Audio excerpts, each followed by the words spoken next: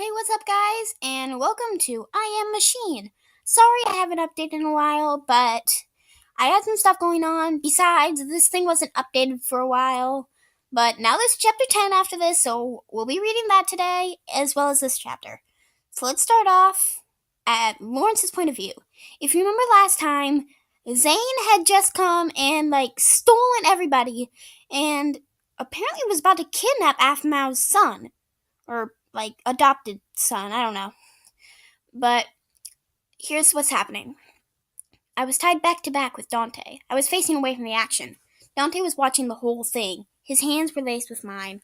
All of a sudden became stiff.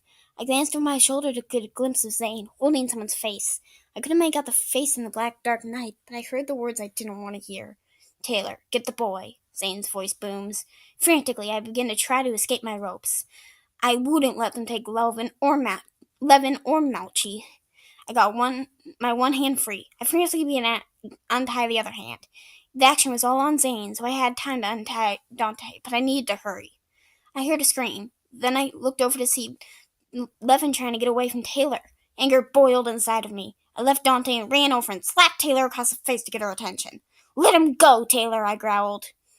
Well, what do we have here?" Taylor crackles, as all I can see are white, flowing eyes.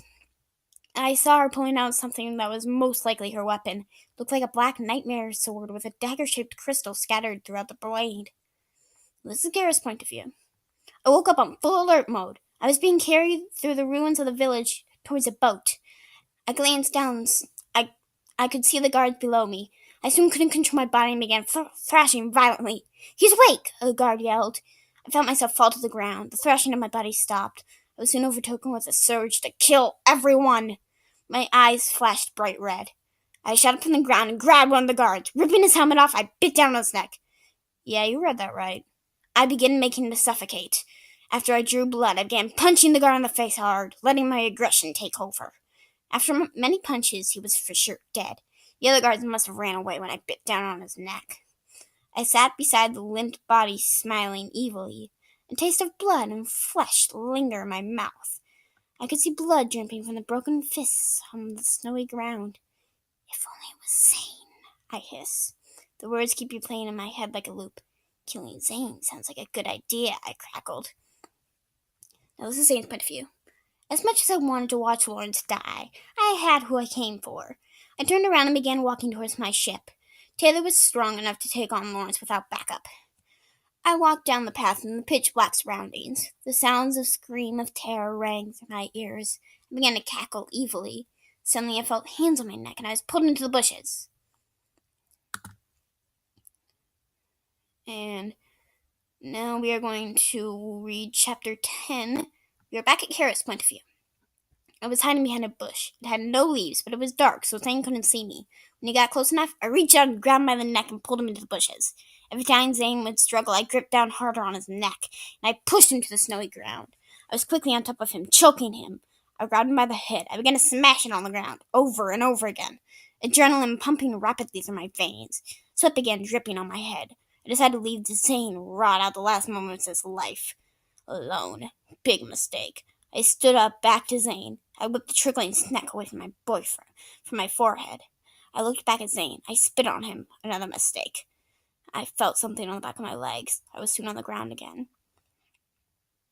Now this is Zane's point of view. I felt little pain from Gareth's rash actions. I smirked at the thought of him using all his energy to think he's hurting me fully. But nope, nothing hurts. I felt sweat dripping off his face onto mine.